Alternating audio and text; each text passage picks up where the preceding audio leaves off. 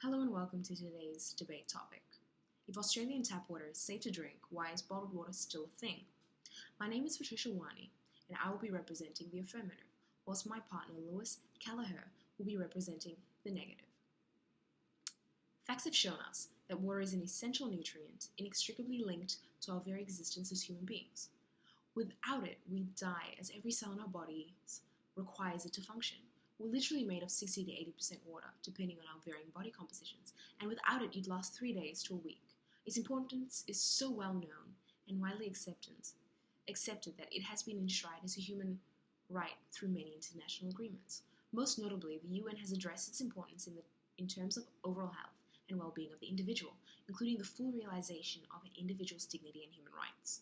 Additionally, the UN has called upon governments and all other bodies responsible for communal water supplies to ensure all who can partake of their water should have equal access to enough agreeable, cheap, safe water as may be needed for personal and domestic usage. Australia, being a signatory and ratifier to many of the UN's treaties and optional protocol, has taken on these obligations and produced a system of water supply that aims to provide safe and equitable access to water for all Australians. As such, it is safe to say that Australian tap water is generally incredibly clean and safe. So why not just ban that old bottled water completely? Our water is incredibly well regulated by our 3 levels of government: federal, state, and local. Where possible, guidelines and legislature have been penned and approved to create frameworks for our water systems to exist. Documents such as the Australian Drinking Water Guidelines apply across the board and are used to ensure water supply nationally meets specific water quality and health criteria. State-level documentation, such as the Water Supply Act 2008, Public Health Act, and Public Health Regulations 2005, ensures that Queensland has a well-regulated water system. Additionally, state departments such as the Department of Energy and Water Supply ensures that there is adequate implementation of required guidelines, as well as annual reporting of operational performance and water quality. This allows for a proactive system that aims to fix issues before they occur and has regular follow-ups if any issues have occurred, greatly increasing transparency and accountability. Greetings, my name is Lewis, and as mentioned, I will be representing the negative. As we know after Patricia's statements, Australia does have high quality tap water, yet bottled water consumption is continuing to increase. For example, in New Zealand, per capita consumption of bottled water has increased at a rate of 20% per year from 1997 to 2004. In Eastern European countries and in the Asian Pacific region, the consumption has increased by about 13% per year. As a result, bottled water has become the fastest growing segment of non-alcoholic beverages, representing a market worth $22 billion. This situation may seem paradoxical, as tap water standards and quality have also steadily improved over the decades in many countries. So, why is this the case? The constant increase in bottled water consumption within Australia is due to 2 main reasons. The first of these is because there have been previous health incidences within Australia as a result of cyanotoxic blooms. Cyanotoxic blooms are an acute toxicity that can in fact stimulate cancer, specifically gastrointestinal cancer, and the consumer's perceived quality of tap water versus bottled water. The perception of Australian tap water has been compromised by the perceived and the actual organoleptics. Organoleptics are the properties of water, the main graded property being taste, as well as misinformation around the health concerns of tap water. Issues of trust and remembrance of past problems have a long-lasting impact on the public behaviour. For example, the 1998 Sydney Cryptosporidium and Giardia outbreak provided a noteworthy stimulus to the Australian bottled water market. Sales increased more than 40% in just 1 year and continue to increase over the last 5 years. Another example of the impact of Australians' distrust of tap water quality was seen in 2006. Located approximately 100 kilometres west of Brisbane lies Toowoomba. Toowoomba is home to around 95,000 people. Surface water from dams is the main source of water for the city. The residents of Toowoomba were invited to vote in a referendum concerning whether or not an indirect potable wastewater reuse scheme should be constructed to supply and reuse additional water to the area. At that stage, dam levels in Toowoomba were at approximately 20% of capacity. Toowoomba residents, after intense campaigning on both sides of the referendum debate, voted against the proposal. In July 2008, dam levels dropped to 11%. Stage 5 water restrictions have been in place since September 2008. As you can see from these examples outlined, all it takes is one outbreak or one population exposure to create a sense of fear and distrust in the quality of tap water. The fear of tap water and its potential side effects was enough of a deterrent to push the Toowoomba residents into a self-assumed drought period. While engineering solutions can now safely reproduce recycled and desalinated water from non-potable sources at a very low cost, the general Australian public remains sceptical. So, to change the Australian consumer belief and move towards a reduction in bottled water consumption will take the complete eradication of all cyanotoxic blooms and an increase in public exposure of the organoleptics of tap water versus bottled water. A shift in the cultural beliefs surrounding Australian tap water consumption is something we just simply won't see for many years to come. Putting public perception of water aside, our vast networks of water infrastructure ensure our water remains potable and readily available. Because of that, most city councils are confidently installing new water fountains and bubblers throughout their jurisdictions, in addition to maintaining older models. Brisbane City Council is a fine example of this. There are more than 136 fountains and bubblers within the city and more than 1,500 within the Brisbane City Council. Being the lucky country, we're afforded the right to consult with local government if we wish for more services, such as additional drink refilling stations. But if you're unfortunate enough to catch yourself in an area that doesn't have such services, you could always venture into a local business. Australian state laws make it obligatory that any business that serves alcoholic beverages to its patrons must also have the option of fresh water available. This water must then be offered freely or at a reasonable cost to patrons. If these businesses fail to have or provide water, they're liable to be fined over $4,000 in states such as Victoria and Queensland, or between $4,000 and $10,000 in states such as Western Australia.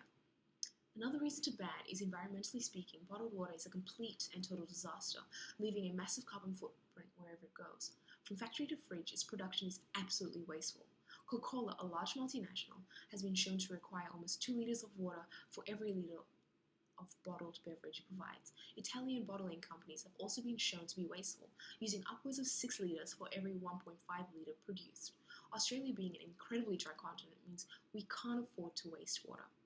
However, bottlers that choose to tap into our aquifers could possibly drain them beyond their refilling capacity, causing devastating effects on the natural ecology into the future. Additionally, bottles themselves that are plastic are generally made from crude oil, approximately 250 ml per 1 liter bottle. Much literature has been created documenting the dangers of the bottle on our global ecosystems. Some have gone as far as to call the bottle a hazardous waste, citing the absorption of toxins to and from the environment and how easily chemicals are leached as a reason for this dubious title. They're a major source of rubbish, making up 23.5% of rubbish surveyed in Queensland and 23.6% nationally. The ubiquity makes them a great choking and entanglement hazard for native wildlife.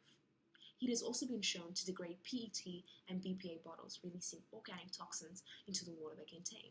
This is worrisome, as organic toxins have been shown to accumulate in body tissues, easily affecting every trophic level, as fauna on higher levels have been shown to accumulate high concentrations of toxins such as acetaldehyde and antimony over their lifetime. Additionally, the bottle's buoyancy, portability, and durability make it a great transporter of alien microbial communities into new and fragile regions.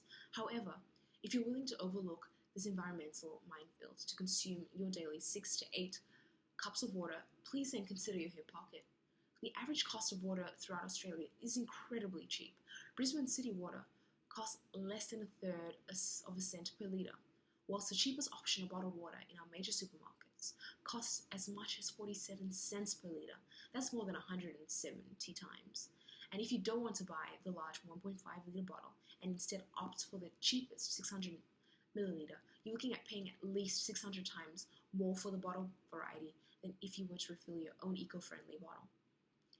If still concerned about local water quality, an easy fix could be to install a filter in your home.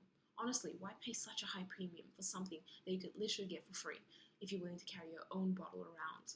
The people of Bunnadoon had the right idea. They banned the sale of bottled water within their town and instead invested in bubblers. Additionally, they provided the option of filling water with filtered spring water in local businesses for a nominal fee. Ultimately, I ask, why risk it? Bottled water has been shown to be a hazardous waste. Why throw amounts of money at such a wasteful industry when you can invest in Australia's highly accessible and reliable water infrastructure, keep our environment and monetary costs down by refilling your own reusable portable bottle? It just makes sense. Thank you, Patricia. And this will lead me on to my second argument point, which is discussing the environmental damage of PET plastic bottles. Currently, there are three main methods for plastic, specifically PET plastic, which by the way stands for polyethylene terephthalate, waste handling. The first of these is burying in landfill, the second incineration, and the third is recycling. Now each of these has its own inherent limitations and benefits, which I will briefly touch on. Landfill.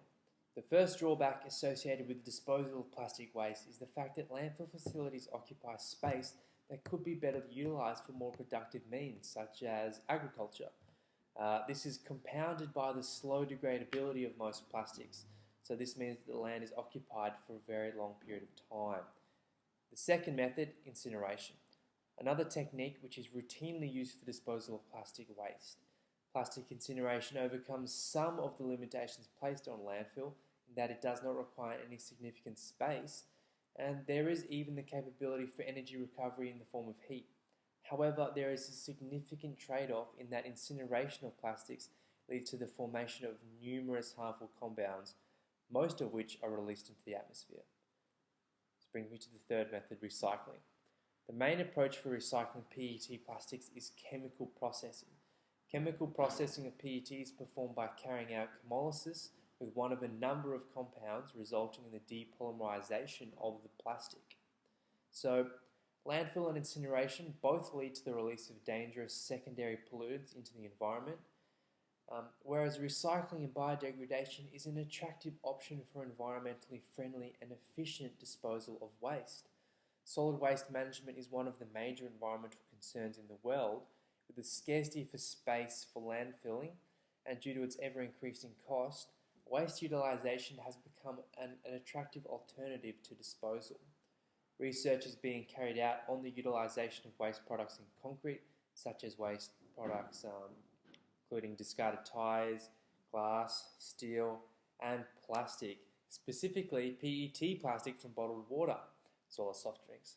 So each of these waste products has provided a specific effect on the properties of fresh and hardened concrete.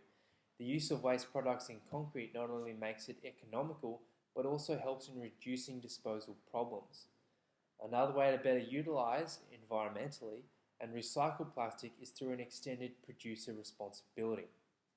One of the most successful ways this can be enacted is through deposit refund schemes. These schemes can be effective in boosting collection rates for example, in Sydney, they have a container deposit scheme, including PET, water bottles and soft drinks, as well as a curbside collection scheme. Here, the collection rate of PET bottles was 74% of sales. Comparatively, it's only 36% in other Australian states and territories. Therefore, as Australia is still in a transitional phase of water consumption and the probability of completely reducing the need for bottled water is a distant prospect, I am suggesting we acknowledge the need for bottled water and then also accept the responsibility of maintaining an environmentally conscious approach to PET recycling. If the Australian people maintain their need for bottled water, we must also commit to an environmentally sustainable partnership with bottled water consumption and recycling. As outlined, there are ways in which we can reuse or repurpose the plastic from bottled water. We must begin to implement public policy as well as potentially stimulate a more commercially viable recycling facilities.